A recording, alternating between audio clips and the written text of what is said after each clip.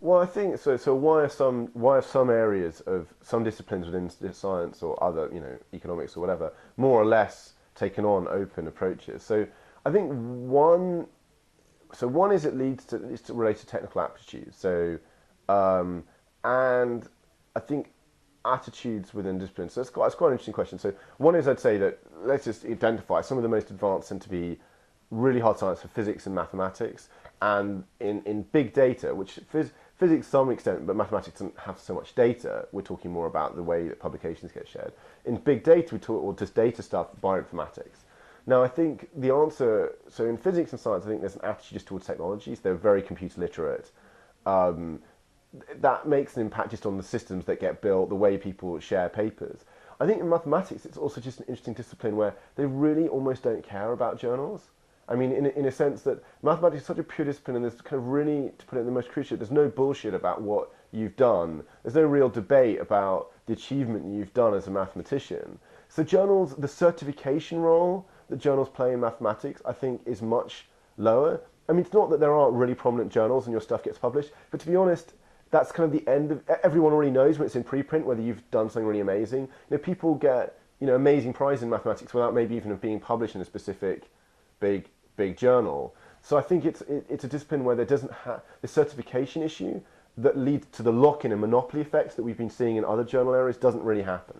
So it was very easy for people to go, hey, we're going to do preprint archives. We're just going to put all our material up in advance. People cite preprints. They don't cite journals often. And even when I was a postgraduate doing mathematics.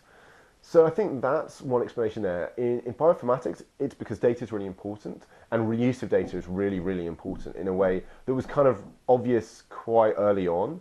And I think also just sometimes luck. So there was a really amazing work done by the Sanger Institute and the Wellcome Trust and the people around the Genome Project early on in the late 90s, early 2000s, and Tim Hubbard, the amazing guy, Sanger, who's on the board of the foundation, the advisory board. They also, there was this tension between the closed approach by Cellerer and so on and the Human Genome Project, and they did it open, and that's kind of set the tone for that entire area as it's expanded over the last 10, 15 years. So I think kind of combination of big data and this amazing, really great pioneering default there. In other areas, I think this, the default, at least with journals, is this huge lock-in. In areas where journal certification is very important, i.e. there's really much more uncertainty about what's good, have you done something novel and new and is it really good? Not that there isn't that, but it's just it's less clear, and there's debate about what's important or what are interesting things to do. I mean, and that's true even in neuroscience, kind of plenty of hard sciences are not like mathematics, and I'd say it gets worse as you go towards the social sciences.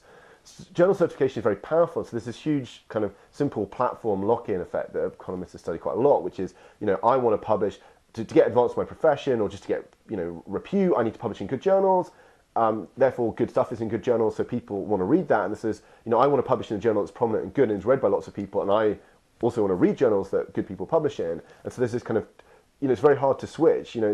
Once someone controls that journal, it's very hard for me as a researcher, even if I want to publish openly. If I've got a paper and I think it's really good, I'm going to give it to some even closed access journal, even if I prefer an open access one because I need the kudos. And as a reader, because people keep on going, publishing that way, I need to go on reading it. So it's much harder to switch to an open access model, for example. So I think, it is gradually happening, but it takes someone to be quite active, and normally someone quite prominent because they need to take editorial board across. You've seen it happen a few times. I think the other aspect is just the people,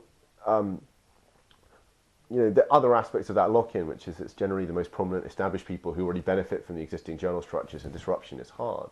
On data, I think the issue is, to be honest, the incentives are low as an individual. So all that can happen, really, if I give out my data, is that people might prove me wrong, or they might find something I didn't find, being in the most negative way. And it costs me time and effort to really format my data in a good way. Now, lots of journals now require data deposit. I haven't seen a lot of studies. I've seen occasional studies. I saw an interesting one in the economic literature. It was almost accidental as part of another piece of research. But the amount of actual, even if data deposits are required, the amount of times you actually get access to the data or it's in a form that can actually be reused is quite low. So I think the answer there is that you need incentives. So when you see it happen at the moment, it's because there's some maybe big initiative or it becomes a default in the field. And I think in a lot of areas we haven't yet seen it become that default. But I think that's going to happen over the next 2 to 5 years. In a lot of areas it's going to be a big switch where it will just become natural to deposit your data out in that way. But at the moment the incentives are relatively low. It's costly in effort and energy to do, and on the downside you don't get a lot of kudos for doing it or benefit from doing it.